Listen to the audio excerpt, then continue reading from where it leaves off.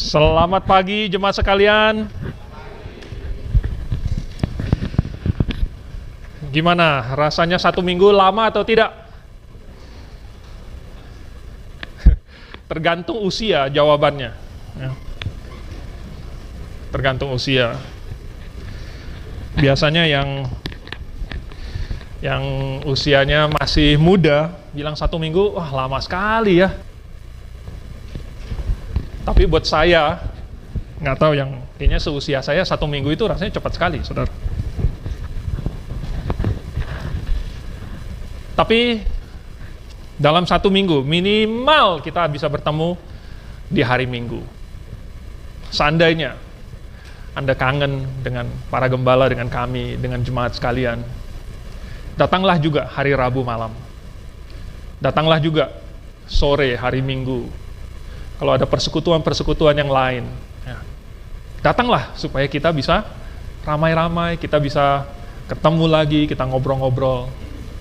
Itulah adanya suatu komunitas yang sehat dan yang penuh dengan sukacita. Oke, bagaimana kabar Anda selama 1 minggu ini?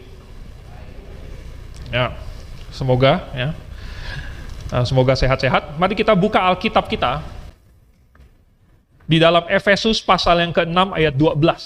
Semoga Anda baik-baik, karena ternyata kita berada dalam suatu peperangan. Kita baca Efesus pasal 6 ayat 12. Kalau sudah dapat, mari kita baca sama-sama. 1, 2, 3.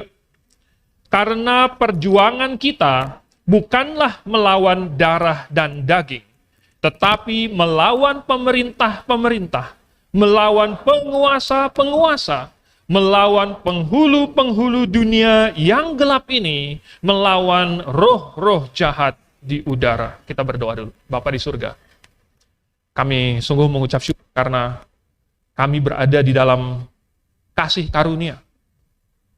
Namun di dalam kasih karunia ini, kami pun berada di dalam suatu peperangan rohani. Tolonglah kami Tuhan, untuk bersikap seperti prajurit, supaya kami bisa mengikuti pertandingan yang baik ini, bertarung untuk kebenaran, untuk Engkau. Dan kami bisa menang. Kami tetap berdiri sesudah kami menyelesaikan segala sesuatu. Biarlah kami pada hari ini dipimpin oleh Roh Kudus untuk merenungkan firman Tuhan. Dalam nama Tuhan Yesus kami berdoa. Amin. Kita masih akan melanjutkan dari 1 Samuel pasal 17. Bulan lalu saya skip sebentar, tapi kita akan lanjut. Kita sudah melihat bagaimana Tuhan dulu mengangkat Raja Saul, lalu kemudian menolaknya. Karena Saul sekalipun awalnya baik, tetapi ternyata itu menurut pemandangan manusia. Lalu kemudian dia memberontak terhadap perintah Tuhan. Tuhan sebenarnya punya suatu program, dan raja harus menjadi teladan dan memimpin umatnya, umat Israel, untuk melakukan kehendak Tuhan. Tetapi malah dilanggar oleh rajanya itu sendiri. Oleh sebab itu Tuhan berkata, aku telah memilih seorang yang lain yang sesuai dengan hatiku. Dan itu adalah Daud. Nah, sekarang kita sampai di 1 Samuel pasal 17. Oke, kita ini terlalu panjang untuk kita baca semuanya. Secara singkat, ini adalah tentang pertempuran Israel melawan Filistin. Dan secara khusus ini Daud melawan Goliat. Dan saya akan membaca beberapa ayat saja, mungkin awalnya. Tapi Anda nanti pulang, silahkan Anda buka Alkitab dan Anda membaca sendiri secara lengkap seluruh pasal ini. Mungkin sebelumnya Anda boleh baca, supaya ada konteksnya. Daud baru saja diurapi oleh Samuel, lalu kemudian roh Tuhan itu pindah dari Samuel kepada, pindah dari Saul kepada Daud. Nah, malahan yang hinggap kepada Saul itu roh jahat, bukan roh Tuhan lagi. Lalu kemudian Saul minta supaya ada yang memainkan kecapi, Daudlah yang memainkan kecapi. Setiap kali Daud main kecapi, roh jahat itu meninggalkan Saul. Tapi kemudian di pasal 17, orang Filistin menyerang, lalu kemudian muncul Goliat. Ya, saya akan membaca beberapa ayat dari pasal 17, ya. Mulai dari ayat yang ke 8. Oke, ayat yang ke-8. Ini Goliat yang ngomong nih. Ia berdiri dan berseru kepada barisan Israel. Katanya kepada mereka, "Mengapa kamu keluar untuk mengatur barisan perangmu? Bukankah aku seorang Filistin dan kamu adalah hamba Saul? Pilihlah bagimu seorang dan biarlah ia turun mendapatkan daku. Jika ia dapat berperang melawan aku dan mengalahkan aku, maka kami akan menjadi hambamu. Tetapi jika aku dapat mengungguli dia dan mengalahkannya, maka kamu akan menjadi hamba kami dan takluk kepada kami." Pula kata orang Filistin itu, "Aku menantang hari ini barisan Israel. Berikanlah kepadaku seorang, supaya kami berperang seorang lawan seorang." Ketika Saul dan segenap orang Israel mendengar perkataan orang Filistin itu, maka cemaslah hati mereka dan sangat ketakutan. Tahukah Anda, saudara, bahwa kita sekarang sedang berada dalam peperangan? Makanya tadi kita baca dulu, Efesus pasal 6 ayat 12. Kita berjuang sekarang, memang bukan secara jasmaniah, bukan secara duniawi, kita tidak memakai senjata-senjata duniawi. Ya. Kita tidak tembakkan rudal. Kalau di Timur Tengah rudal lagi berseliweran. Ya. Kita tidak memakai hal-hal yang duniawi itu untuk berperang. Tetapi peperangan kita benar-benar nyata. Nggak kelihatan, maksudnya kayak pakai senjata begitu. Tetapi nyata kalau dilihat secara rohaniah. Nyata kalau kita berada di barisan depan. Kalau kita sedang berhadapan dengan orang dan kita bersaksi. Dan kita mau memberitakan Injil dan kita menjelaskan firman Tuhan. Lalu datanglah godaan, lalu datanglah gangguan. Kalau kita sedang berusaha untuk mengajak orang, ayo datang ke blok kelas. Tahu-tahu ada aja halangan. Kita sudah siapkan ini dan itu, tahu-tahu, oh saudara, ternyata iblis tidak tinggal diam. Karena ini adalah suatu peperangan. Kalau Anda berada di garis depan di situ, front line, Anda merasakan betul-betul bahwa ini suatu peperangan rohani. Tapi masalahnya banyak orang masih nggak sadar. Padahal barisan sudah diatur nih, menurut ini, ya, yang pasal 17 ini. Orang Israel di satu sisi, kemudian barisan Filistin di satu sisi, di tengah mereka itu ada lembah. Barisan sudah diatur. Anda sedang berdiri di mana, saudara? Anda sedang berdiri jangan di barisan Filistin ya. Anda berdiri di barisan Israel. Atau Anda jangan-jangan lagi di rumah. Jangan-jangan Anda lagi ngumpet. Peperangan rohani itu nyata. Jadi, apa yang kita baca di dalam 1 Samuel pasal 17 adalah peperangan duniawi, peperangan jasmaniah. Tetapi dicatatkan di dalam Alkitab karena ada tujuannya, bisa mengajarkan kepada kita menjadi semacam gambaran akan peperangan rohani kita. Nah, coba kita melihat apa yang barusan dikatakan, yang barusan kita baca ini, ternyata ada hubungannya dengan peperangan rohani kita. Nomor 1, dalam peperangan rohani, ada taruhannya. Ada taruhannya. Apa yang si orang Filistin ini katakan, Goliat ini? Dia bilang, mari kita bertarung, ya, berperang 1 lawan 1, dan kalau saya kalah, kami akan jadi hambamu, tapi kalau kamu kalah, kamu akan jadi hamba kami orang Filistin. Ini taruhannya. Ya. Lumayan berat ya. Saudara, Anda tahu bahwa di dalam peperangan rohani ada taruhannya juga? Di dalam peperangan rohani, kalau Anda kalah, Anda akan menjadi hamba dunia ini. Anda akan menjadi hamba dosa. Anda akan menjadi hambanya iblis. Anda akan dipakai oleh iblis. Kalau Anda kalah di dalam peperangan rohani.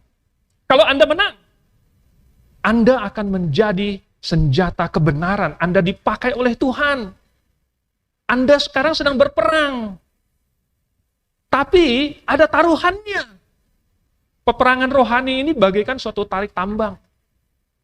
Tidak bisa sama-sama, ayo kita win-win solution. Nggak ada di dalam peperangan rohani itu, win-win itu nggak ada. Wah, win-win ada ya. Ini win-win di sini. Tapi itu nama orang. Maksudnya tidak ada yang dua belah pihak menang. Kalau salah satunya menang, pasti pihak lainnya kalah. Jadi kalau kita mengikuti yang satu, berarti kita meninggalkan yang lain. Kalau kita mendekat ke arah Tuhan, berarti kita menjauh dari dunia. Dan ada taruhannya. Jangan berpikir bahwa Anda boleh santai-santai saja. Jangan berpikir bahwa Anda boleh diam saja seperti orang Israel ini 40 hari. Goliat berteriak menantang mereka. 40 hari mereka berdiri dalam barisan. 40 hari mereka tidak berperang, tidak mulai. Tapi itu kan tidak bisa berjalan terus kan? Tidak bisa terus-terusan begitu kan? Malahan sampai itu Isai, orang tuanya Daud dan 3 abangnya Daud yang paling besar itu, sampai suruh supaya Daud kirimkan makanan karena sudah dihitung-hitung bekal mereka itu berapa hari. Ini sekarang sudah nanti habis ini bekal mereka. Logistiknya ini mesti dipikirin. Ini tidak bisa berjalan terus.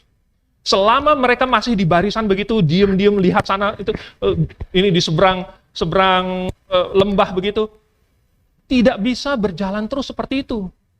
Pasti harus ada suatu resolusi atau dua-duanya rugi.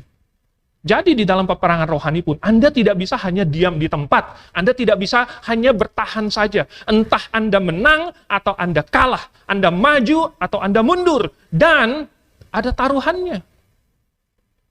Sekarang kalau Anda berada di sisi Tuhan, Anda bertarung untuk Tuhan. Anda berperang untuk kebenaran. Anda mau menyelamatkan jiwa-jiwa yang hilang. Kalau Anda kalah, sangat mungkin, kalau Anda kalah, sangat mungkin nanti ada seseorang dari yang engkau kasihi, mungkin keluarga, mungkin teman, yang mungkin terhilang. Kalau Anda kalah, mungkin jadi batu sandungan. Kalau Anda kalah, mungkin Anda sendiri yang tersandung. Saudara, ada taruhannya. Nah, masalahnya, ini tidak kelihatan. Pertarungan rohani ini tidak kelihatan. Jadi, banyak orang tidak mendengar teriakannya Goliat itu. Banyak orang tidak sadar bahwa penantang itu sudah sampai di depan mata. Dia masih sibuk melakukan apa yang biasa dia lakukan. Makanya, ketika zamannya air bah Nuh itu, ya, mereka masih mengawinkan, lalu kemudian berpesta pora, sehingga tiba-tiba air hujan itu datang, air bah itu datang, melanda dan menghapus mereka semua.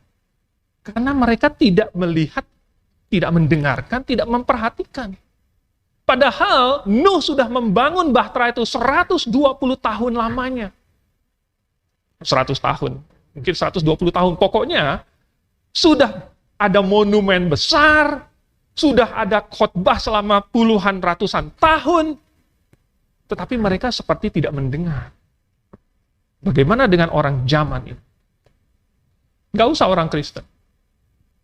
Orang yang tidak mengenal Tuhan. Mereka saja bisa melihat, wow, angin dunia ini kadang berhembus ke situ, tiba-tiba bisa berubah. Hanya dengan hasil pemilu satu negara saja, segalanya bisa berubah. Bagaimana dengan orang Kristen? Apakah kita melihat ada pertarungan rohani? Apakah kita bisa melihatnya secara rohaniah? Nah, saudara, coba kita buka di dalam Roma pasal 6. Di dalam Roma pasal yang ke-6, saya akan bacakan ayat yang ke-12, mulai dari ayat 12. Ini adalah suatu nasihat dari Paulus buat orang yang sudah diselamatkan. Lalu supaya berubah, Paulus bilang apa? Ayat 12. Sebab itu hendaklah dosa jangan berkuasa lagi di dalam tubuhmu yang fana, supaya kamu jangan lagi menuruti keinginannya. Dan janganlah kamu menyerahkan anggota-anggota tubuhmu kepada dosa untuk dipakai sebagai senjata kelaliman.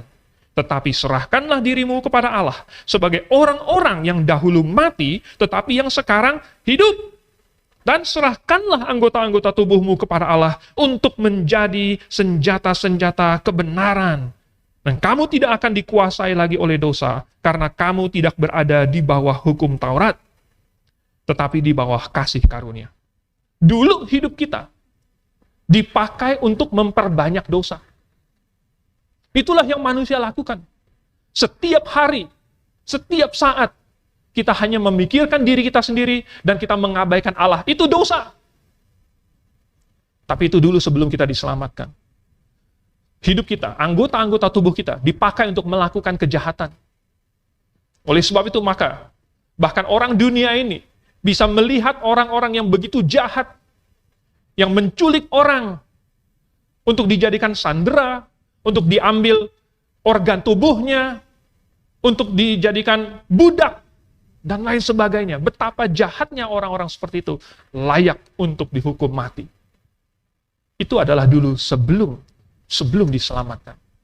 Tetapi sesudah orang diselamatkan, ternyata orang yang jahat sekalipun, yang tadinya adalah seorang pedagang budak, kemudian dia diselamatkan, dan kemudian dia berubah total, sehingga dia menciptakan lagu Amazing Grace. I once was lost, dulu aku pernah terhilang, but now am found, tapi sekarang sudah ditemukan. Saya dulu seperti apa, tetapi kemudian saya berubah dan menjadi berbeda. Dulu anggota tubuh kita dipakai untuk dosa. Tetapi sesudah kita diselamatkan, setiap anggota tubuh kita harus dipakai untuk Tuhan. Nah saudara, kita berada dalam peperangan rohani. Tapi kontribusi apakah yang akan kita berikan? Dan peran apakah yang akan kita lakukan di dalam peperangan rohani ini? Nah, sekarang hal yang kedua. Kalau di dalam peperangan, itu ada risk and reward. Bahasa Indonesianya ada resiko dan imbalan. Kalau kita baca lagi, di bawahnya, turun ke bawah. Lalu Saul membuat pengumuman, dia mencari, karena semua orang nggak ada yang mau melawan Goliat 1 lawan 1.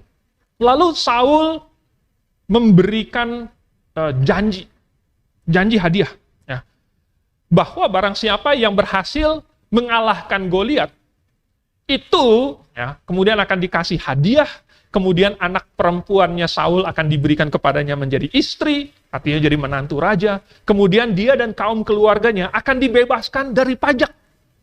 Katanya, wah pokoknya hadiahnya bagus-bagus, hebat-hebat. Tapi, saudara, tetap nggak ada yang mau. Gimana? Lawan Goliat yang begitu besar, begitu kuat. Kalau Anda baca di ayat-ayat sebelumnya, katanya itu tombaknya, gagangnya itu aja kayak pesa tukang tenun. Anda bayangin, yang buat ini, ya, yang satu balok begitu. Gagang tombaknya. Tingginya itu 3 meter. Hampir kurang lebih, saudara.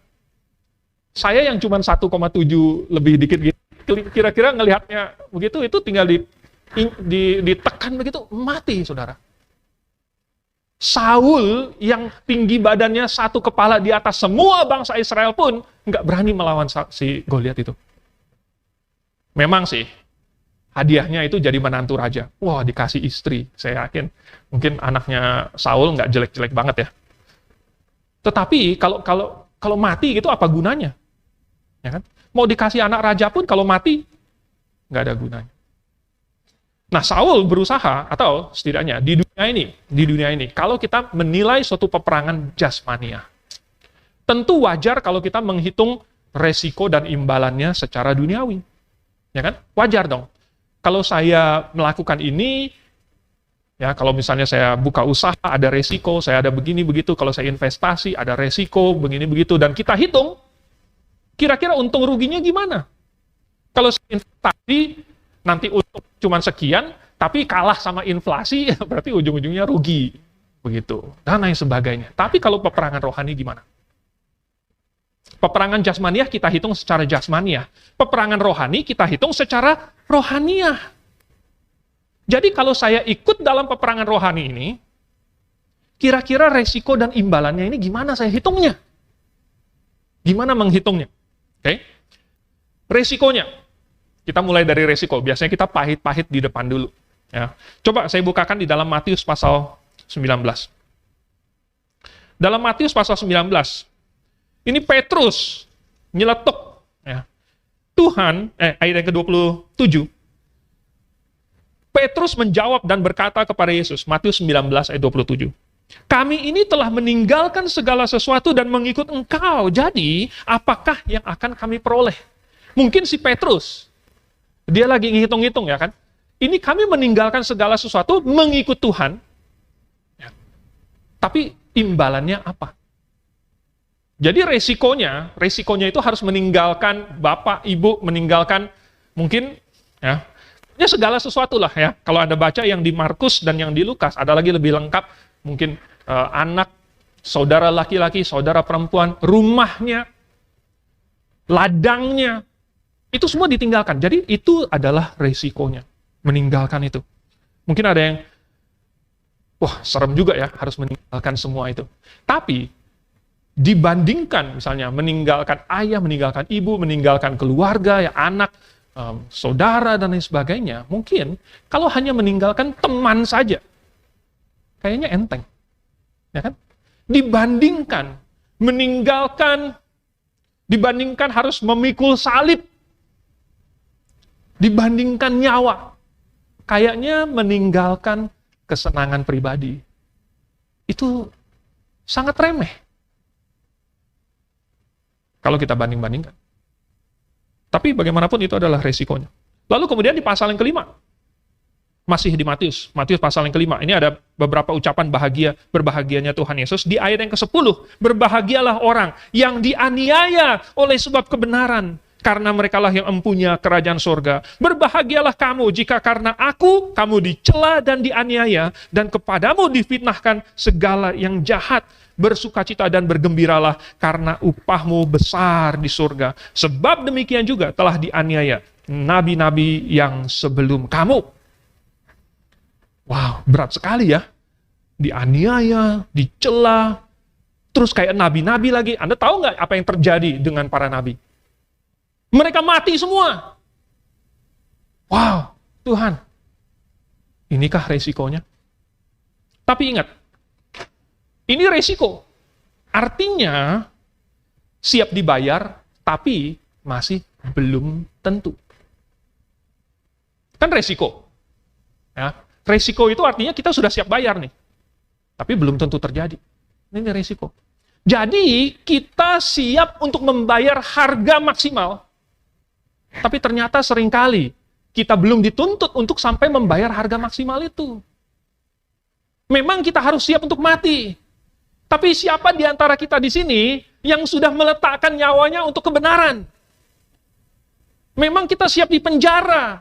Tapi siapa di antara kita di sini yang sudah masuk penjara karena Injil? Kita siap. Itu resiko. Tapi tenang. Karena itu belum tentu segera terjadi. Walaupun demikian kita harus siap. Nah, kalau begitu, sudah tahu apa resikonya? Bagaimana dengan imbalannya? Ada nggak imbalan untuk perjuangan rohani kita? Tadi kita sudah baca di Matius pasal 19, ayat 27-nya. Sengaja tidak saya sampai turun baca sampai ke bawah, karena Tuhan habis itu ada bilang apa nih? Yang pasal 19 ya. Wow, ini ternyata Tuhan janji apa? Kata Yesus kepada mereka, aku berkata kepadamu sesungguhnya pada waktu penciptaan kembali, apabila anak manusia bersemayam di tahta kemuliaannya. Tuhan Yesus menunjuk kepada suatu masa yang jauh di depan. Tetapi suatu masa di mana akan ada kemuliaan yang begitu besar. Di mana anak manusia sudah bersemayam dalam tahta kemuliaannya. Bukan di bumi ini. Nanti di surga, kamu yang telah mengikut aku akan duduk juga di atas 12 tahta untuk menghakimi ke-12 suku Israel. Tapi Tuhan, kita sekarang udah bukan jadi rasul lagi. Kita nggak akan duduk di tahta mana lagi, gitu. Ya. Tahtanya benar-benar cuma 12, nggak bisa ditambah jadi sekian miliar tahtanya, kita duduk semua aja di atas tahta begitu ya, untuk menghakimi ke-12 suku Israel. Tapi di ayat yang ke-29, Tuhan Yesus lanjut, dan setiap orang yang karena namaku meninggalkan rumahnya, saudaranya laki-laki atau saudaranya perempuan, bapaknya atau ibunya, anak-anak atau ladangnya, akan menerima kembali 100 kali lipat dan akan memperoleh hidup yang kekal. Lalu yang di Matius pasal 5 katanya apa? Berbahagialah, dari ayat yang ketiga sampai ayat yang ke-12. Berbahagialah, berbahagialah, berbahagialah. Saudara, apakah tujuan dari hidup ini? Kalau bukan untuk berbahagia. Apalah yang paling nikmat, apalah yang paling dicari orang, dan apalah yang paling mahal kalau bukan kebahagiaan. Dan inilah yang dijanjikan, bahwa kita akan berbahagia. Kita akan bersuka cita. Karena upahmu besar di surga. Oh saudara, ternyata ada imbalan yang luar biasa. Nah, tapi imbalannya bersifat rohaniah. Ya. Imbalannya bersifat rohaniah. Oleh sebab itu, maka yang akan diterima itu nanti. Di masa yang akan datang. Tapi kan nanti ada yang di dunia ini juga Tuhan. Betul, betul. Tapi bukan itu janji utamanya. Janji utamanya adalah hidup yang kekal. Dan hidup yang kekal itu, saudara, nilainya tidak bisa diukur. Banyak orang meremehkan imbalan yang bersifat rohaniah dari Tuhan. Tetapi ini survei sudah membuktikan, dari pengalaman kita mengajarkan bahwa nanti kalau kita sudah tua, seorang anak yang mengasihi Tuhan, anak yang setia kepada Tuhan, itu nilainya tidak bisa dibayar dengan uang. Anda akan mencarinya, tetapi Anda tidak bisa membayar untuk membelinya. Anda akan merindukannya, tetapi Anda tidak bisa memaksakannya. Anda akan berdoa, berlutut, menangis, tetapi Anda takut bahwa waktunya sudah terlambat. Ini pengalaman. Hendaklah yang bertelinga mendengarkan. Karena ternyata apa yang dilakukan seseorang pada waktu dia masih muda akan mempengaruhi anaknya, dan kemudian anaknya itu akan tumbuh dewasa. Jadi jikalau seseorang, orang tua, jangan cuma seseorang, kedua orang tua, mereka membuat pengorbanan, mereka membuat keputusan bahwa kami akan melayani Tuhan seperti yang Yosua katakan, tetapi aku dan seisi rumahku, kami akan beribadah kepada Tuhan. Apakah akan ada pengorbanan? Ya. Tadi kan kita sudah lihat resikonya. Ada harga yang harus dibayar. Kadang-kadang harganya bisa mahal. Kadang-kadang harganya murah. Yaitu apa? Bangun pagi. Bangun lebih pagi. Supaya bisa datang jam 8 pagi. Sampai di sini. Ikut latihan paduan suara. Jam 9 pagi. Ikut sekolah minggu. Jam 10 pagi ya, jangan terlambat lah minimal. Gitu kan. Lalu kemudian sampai jam 12 selesainya, kurang lebih. Kadang-kadang bisa sebelum jam 12. Sampai jam 12. Jangan langsung, hilang gitu. Menghilang sebelum selesai Pak Suhento. Amin gitu. Ya. Belum sempat amin, baru mari kita tundukkan kepala. Lalu sudah langsung kasak kusuk, kemudian pintu itu kebuka, itu semua. Kalian dengar nggak? Karena kadang-kadang saya muter-muter itu, saya bisa melihat, oh, belum amin nih, baru Bapa kami yang di surga. Sudah terbang dia. Entah ada urusan yang sangat penting. Oke lah kalau urusannya sangat penting, saudara, saya juga paham. Kadang-kadang saya sebagai dokter juga tahu ada urusan sangat penting gitu kan. Kalau tidak segera orang bisa mati. Mungkin ada urusan yang sangat penting. Tetapi, jikalau kedua orang tua ini membuat pengorbanan, lalu kemudian sepakat bahwa kita akan mengutamakan Tuhan ya, kita akan membawa supaya anak-anak kita itu nyaman di dalam kebaktian, punya banyak teman-teman di dalam gereja, ikut dalam berbagai aktivitas atau kepanitiaan. Kalau kedua orang tua ini membuat keputusan ini, memang ada pengorbanan. Tapi itu resiko. Dan ada imbalannya. Saudara. Di dalam Alkitab ada banyak contoh. Banyak contoh, misalnya. Zamannya Elia. Lalu kemudian Elia bilang, tidak akan turun hujan. Sampai dia akan bilang begitu. 3,5 tahun tidak turun hujan, saudara. Ada kelaparan, ada kekeringan. Tapi Tuhan pelihara. Disuruh untuk diam di tepi sungai Kerit. Lalu kemudian Tuhan kirim gagak untuk kasih makan Elia. Lalu ketika sungai Kerit itu pun kering, lalu kemudian Elia disuruh oleh Tuhan pergi ke Sarfat. Di situ ada seorang janda yang kemudian akan Tuhan suruh pelihara si Elia. Sampai di situ, Elia ketemu seorang wanita tua lagi kumpulin kayu bakar, kayu-kayu kecil gitu, ranting-ranting. Lalu Elia bilang, ini kamu buatin roti untuk saya. Janda itu, dia mungkin agak terkesiap dan kaget juga. Siapa ini orang? Dari pakaiannya sih kayak nabi begitu. Tapi dia bilang apa? Ini saya lagi ngumpulin kayu kering ini untuk membakar sisa roti bundar itu. Tinggal sedikit tepung sama minyak. Dan sesudah saya akan buatkan untuk saya dan anak saya. Sesudah kami memakannya, kami akan mati.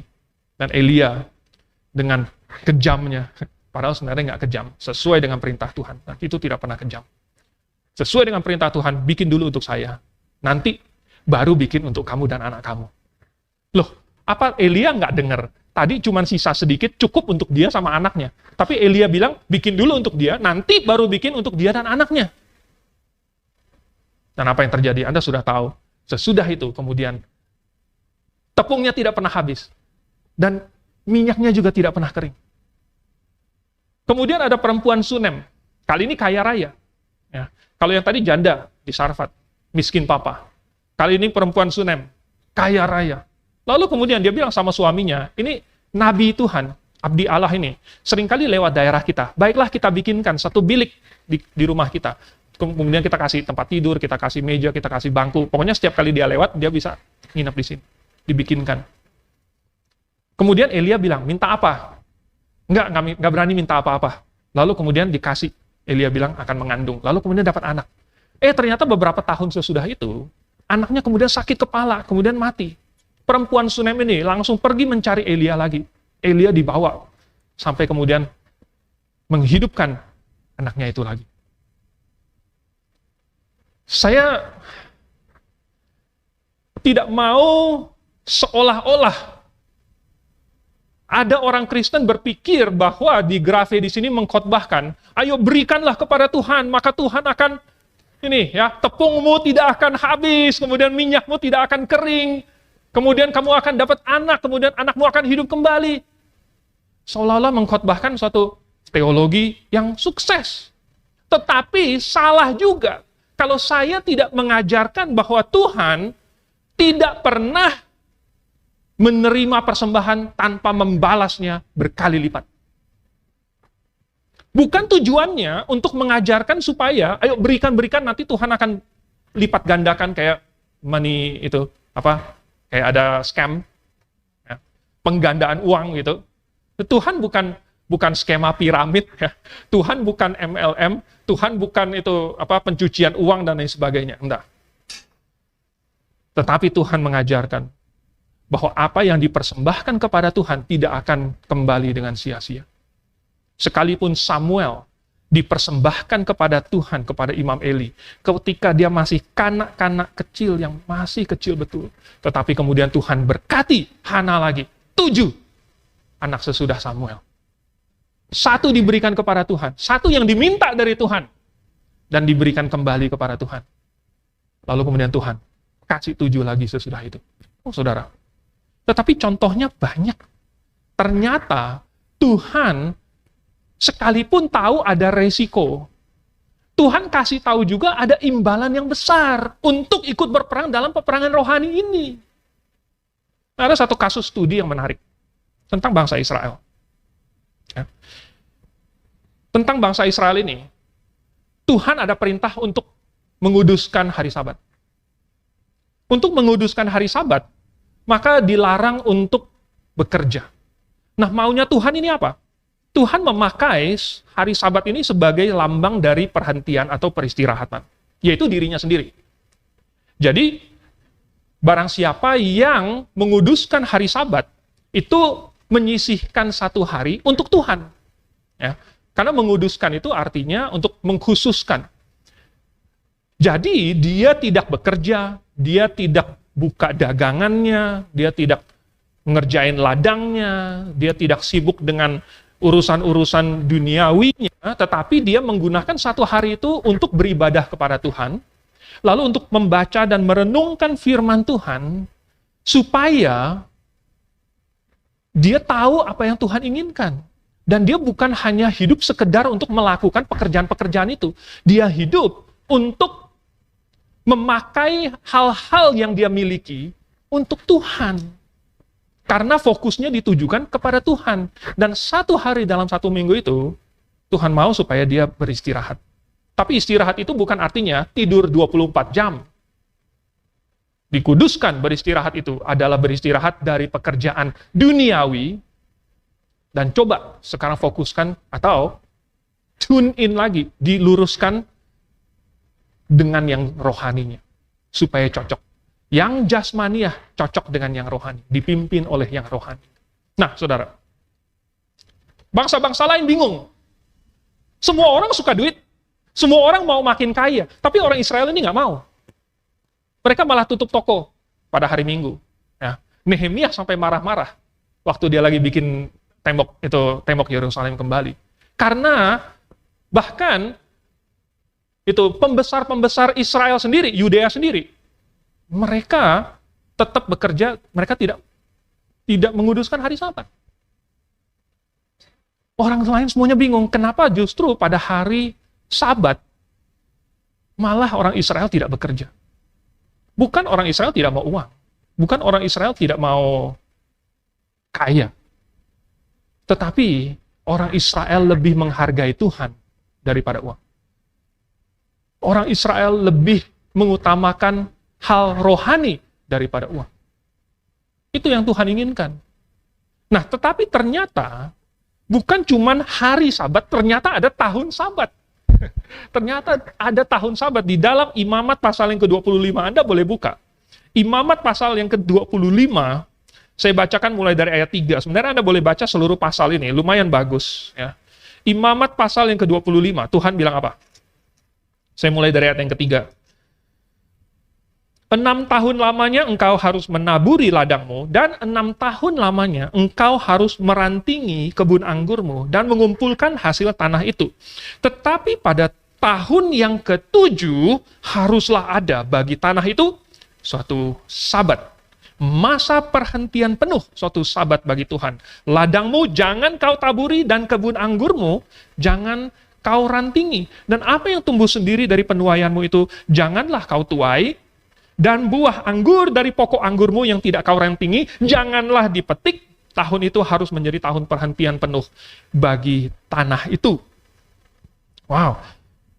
Ternyata ada satu peraturan bahwa setiap 6 tahun bekerja, 1 tahun ladangnya tidak dikerjain.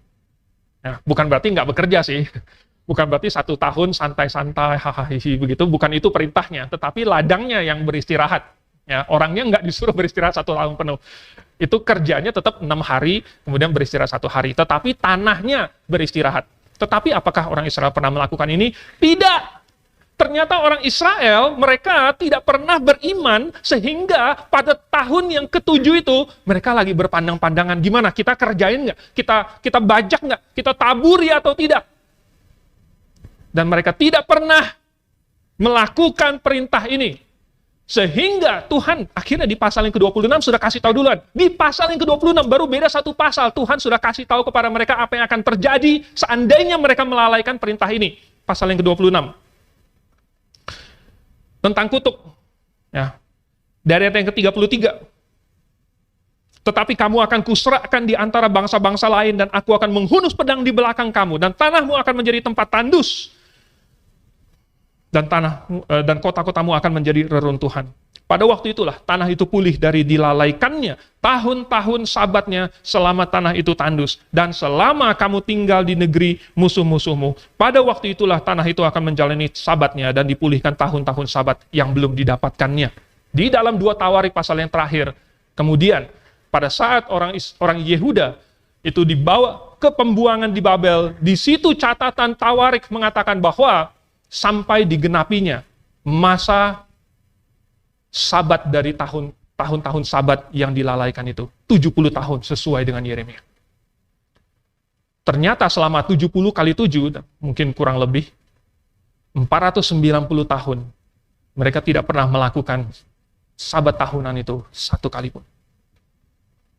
Sehingga Tuhan murka, dan sesuai dengan janji Tuhan, Tuhan sudah tahu sebelumnya bahwa mereka tidak akan melakukannya. Di Imamat pasal 26, Tuhan sudah kasih tahu duluan apa yang akan terjadi. Dan itu yang terjadi, mereka diserahkan, mereka dibawa ke pembuangan. Tidak ada orang lagi di Yudea, sisa yang sangat sedikit itu. Jadi saudara, mungkin kita mengkritik orang Israel, karena mereka kurang beriman, kurang percaya. Padahal, mungkin kita pikir ya, harusnya orang Israel mikir dong, ini ya gimana sih, percaya sama Tuhan apa enggak? Sejak keluar dari Mesir, Tuhan sudah memimpin dengan begitu luar biasa. Masakan masalah tahun Sabat ini Tuhan tidak mampu untuk memelihara.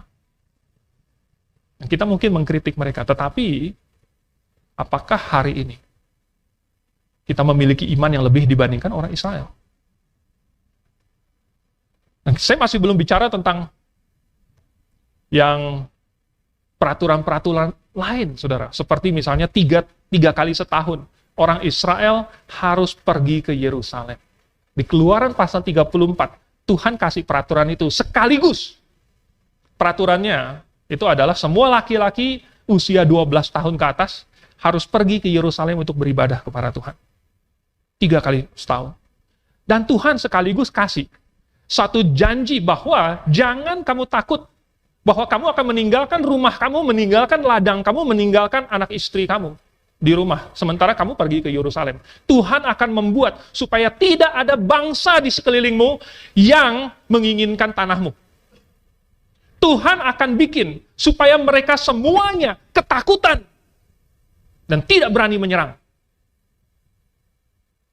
Tetapi pada prakteknya mereka takut.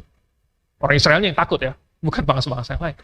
Orang Israelnya yang takut. Kalau saya tinggalkan rumah saya, ya, mungkin di situ ada domba saya. Saya sangat sayang banget domba saya itu. Nanti nggak ada yang kasih makan domba saya. Tapi Tuhan bilang apa? Jangan takut. Nah, ini iman yang Tuhan ingin. Ini apa? Ini peperangan rohani. Nah, Daud gimana? Bagi Daud, ini kan kita barusan baca 1 Samuel 17. Daud meninggalkan domba-dombanya, dan dia cerita apa?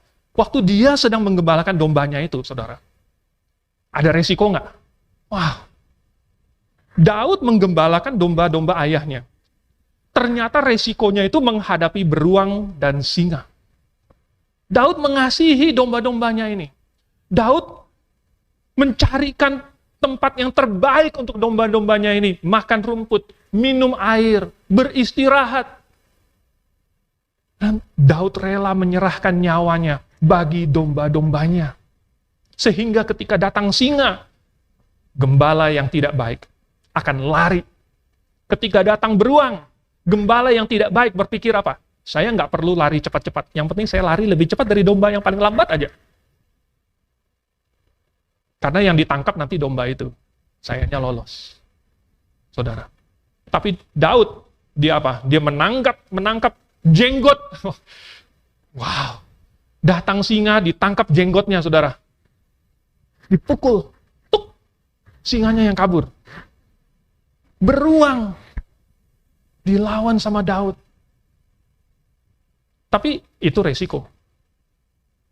Imbalannya apa? Imbalannya Daud jadi mengalami penyertaan Tuhan. Mengalami bahwa ternyata Tuhan adalah gembalaku. Akhirnya Daud bisa menyadari itu. Akhirnya sampai Daud bikin itu menjadi suatu lagu. Mazmur pasal 23. Akhirnya Daud sebagai imbalannya karena dia mengasihi domba-domba itu, dia bisa merasakan kasih Allah untuk dirinya. Sehingga dia imbalannya itu Daud dipimpin ke air yang tenang. Dipimpin ke padang yang berumput hijau. Dibaringkan. Lalu kepalanya diurapi dengan minyak. Lalu dia disertai oleh Tuhan ketika melewati lembah kekelaman. Itu imbalannya, saudara. Bahwa dia digembalakan oleh Sang Gembala Agung yang baik. Dan bagi Daud itu lebih berharga daripada dia lari-lari di padang begitu ya. Males mau menggembalakan domba ayah. Tidak. Dia rela bahkan mati untuk domba-dombanya. Tetapi imbalan yang dia dapatkan dari Tuhan.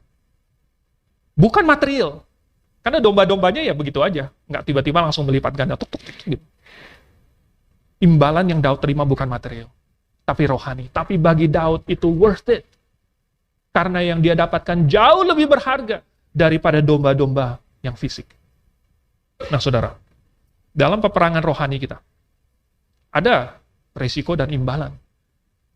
Apa yang kita lakukan, memang ada risikonya dan ada harga yang harus siap kita bayar. Tetapi, ingat bahwa ada imbalannya juga. Nah sekarang kalau begitu, kita memutuskan saya akan ikut perang. Saya akan berjuang dalam peperangan rohani itu. Bagus. Nah sekarang yang ketiga. Bagaimana caranya berperang secara rohani? Bagaimana menang dalam peperangan secara rohani? Perang rohani ini ada yang keluar dan ada yang ke dalam. Ya. Yang ke dalam itu peperangan yang sifatnya untuk mengalahkan diri sendiri. Mengalahkan sifat-sifat kita. Mengalahkan keduniawian kita. Itu yang diperintahkan oleh Paulus. Matikanlah segala sesuatu di dalam dirimu yang duniawi. Matikan. Wow, susah sekali. Tetapi itulah peperangan rohani. Mungkin bisa saja itu artinya kita melawan godaan dosa. Berat nggak, saudara? Berat sekali. Bayangkan, orang yang sudah kecanduan oleh apapun itu, ya, zat, misalnya oleh rokok, sulit sekali melepaskannya. Kenapa? Karena perjuangan untuk membuang itu berat sekali. Berat sekali, sudah kecanduan. Setiap kali dia mau buang, dia rasanya, pusing kepala, sakit kepala, jantung berdebar-debar, keringetan, keringat dingin, dan lain sebagainya. Sehingga dia pikir nggak tahan, saya nggak bisa. Ada perjuangan. Sama. Tadi, rokok, minum-minuman keras, judi termasuk, sekarang gampang sekali, ada judi online. Dan hal-hal lain, saudara. Semua itu adalah perjuangan. Mungkin bisa saja suatu perjuangan melawan ketakutan, rasa takut, atau keraguan akan masa depan. Ada yang takut, kalau saya begini, nanti masa depan saya bagaimana? Kalau saya mengikut Tuhan, kalau saya rajin untuk Tuhan, kalau hidup saya serahkan untuk Tuhan, apakah yang akan Tuhan lakukan? Bagaimana masa depan saya? Bagaimana keluarga saya? Ada keraguan mungkin. Atau mungkin ada sifat-sifat tertentu yang harus kita buang. Saudara, ini semua adalah peperangan yang sifatnya rohani dan internal. Ada yang sifatnya keluar. Gimana peperangan yang sifatnya eksternal ini? Kita tadi sudah membaca bagaimana anggota-anggota tubuh kita itu dipakai untuk menjadi senjata kebenaran. Tapi dipakai untuk jadi senjata. Ini senjatanya ngapain? Kalau kamu sudah pegang pedang ini, pedangnya kamu apain gitu? Kamu tusuk-tusuk kepada siapa? Tapi kayak Mr. Bean gitu kan. Mr. Bean gitu, tusuk-tusuk. Gayanya lucu. Kalau kita sudah pegang senjata rohani, kalau tangan kita ini adalah senjata rohani, senjata kebenaran, buat apa? Nah, peperangan rohani yang eksternal itu adalah untuk menyelamatkan orang. Menyelamatkan jiwa-jiwa. Itu peperangan rohani kita, saudara. Dan segala sesuatu yang kita lakukan itu bisa berkontribusi kepada usaha untuk pekabaran Injil. Berkontribusi untuk melanjutkan estafet ini supaya Injil bisa disampaikan kepada orang dan kemudian dia bertobat. Dan usaha ini bukan cuman khotbah saja. Usaha ini bukan hanya tangkap orang lalu kemudian disuruh mengucapkan kalimat-kalimat gitu ya, percaya kepada Yesus. Nggak ada gunanya, saudara itu. Peperangan yang rohani itu dilakukan di mana saja, kapan saja. Setiap hal yang kita lakukan, baik kata-kata yang kita ucapkan secara langsung, maupun tindak tanduk kita, cara hidup kita yang secara tidak langsung menjadi kesaksian untuk orang-orang yang melihat kita. Itu semua adalah peperangan rohani. Dan kita punya alat apa, saudara? Kita punya alat ini, tubuh kita ini, hidup kita. Coba lihat di dalam Roma pasal 6 tadi kan. Roma pasal yang 6 tadi kita baca ayat berapa? Ayat 12 ya. Ayat 12 itu, anggota-anggota tubuh kita kan dipakai untuk kebenaran. Yaitu apa maksudnya? Untuk melakukan apa yang benar. Makanya namanya senjata kebenaran. Nah, misalnya di dalam Mazmur pasal 103. Dalam Mazmur pasal 103, ini saya langsung bacakan aja. Di situ katanya, tiada ku taruh perkara dursila di depan mataku. Tiada ku taruh perkara dursila. Jadi mata kita ini sekarang sudah menjadi senjata kebenaran. Dipakai untuk melihat apa? Saya mau melihat hal-hal yang baik. Kalau misalnya itu dulu menjadi senjatanya dosa, tentu melihat hal-hal yang tidak baik. Ada begitu banyak hari ini, zaman sekarang modern ini, yang kita lihat yang akan meracuni pikiran kita. Tapi pemazmur berkata, tiada perkara dursila kutaruh di depan mataku. Di dalam Efesus pasal yang keempat, ayat yang ke-29, tentang mulut, Paulus bilang apa? Jangan ada perkataan kotor keluar dari mulutmu. Betapa gampangnya orang hari ini sudah latah dan langsung mengucapkan kata-kata yang kotor. Ya.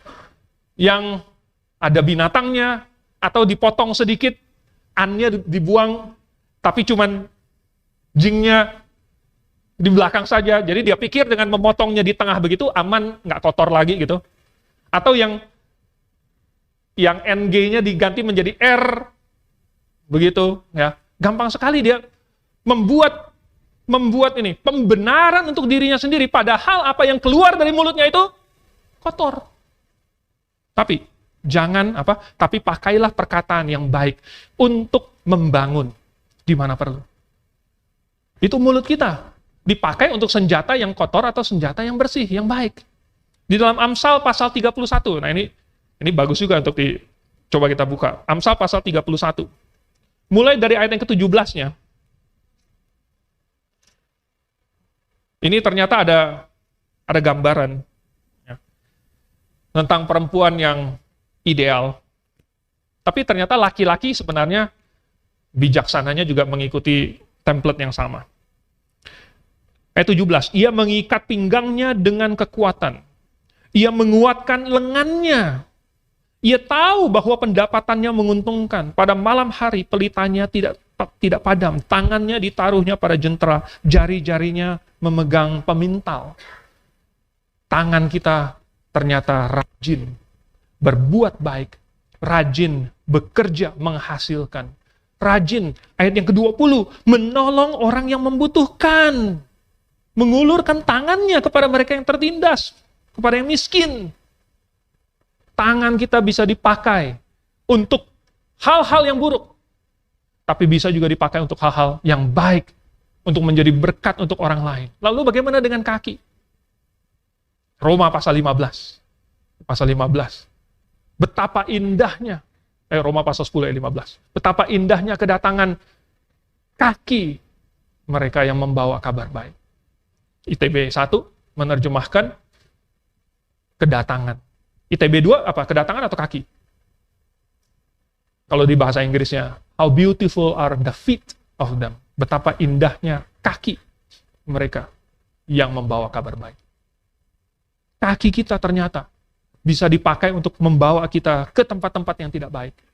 Atau bisa membawakan Injil kepada yang membutuhkan. Saudara, anggota-anggota tubuh kita itu adalah bagian dari hidup kita. Kita tidak bisa bilang, ya udah, Tangan saya aja deh yang melayani Tuhan. Tangan saya aja, kaki saya aja yang melayani Tuhan. Seluruh hidup kita harus kita pakai untuk melayani Tuhan. Kalau mata kita, kalau mulut kita, telinga kita, tangan dan kaki kita pakai untuk senjata kebenaran, maka seluruh hidup kita untuk Tuhan. Itulah peperangan rohani, saudara. Oleh sebab itu di dalam suatu jemaat lokal, yang anggota-anggotanya perlu lakukan adalah, kita adalah anggota dari jemaat ini. Apa yang bisa saya lakukan supaya jemaat ini bisa melakukan tugasnya? Apa andil yang bisa saya sumbangkan? Apakah itu uang, atau itu tenaga, atau itu waktu, atau itu pikiran? Apa yang bisa saya usahakan supaya jemaat ini bisa melakukan tugasnya? Tugasnya adalah untuk menginjil, tugasnya menyelamatkan orang yang hilang, tugasnya untuk mengestafetkan kebenaran untuk generasi selanjutnya. Saudara, peperangan ini sungguh sudah ada di depan mata kita, karena barisan sudah diatur. Dan Goliat sudah teriak-teriak menantang. Anda mendengarnya atau tidak? Karena ada taruhannya. Kalau kita lembek, kalau kita kalah, maka kita malah jadi hamba dunia ini, hamba dosa. Tapi, jikalau kita rela membayar harganya, harga maksimum sekalipun, ada imbalannya. Mari kita tundukkan kepala, kita berdoa. Bapa di surga, terima kasih bahwa kami terus disadarkan mengenai peperangan rohani yang sedang di sekeliling kami, bahkan di hadapan kami.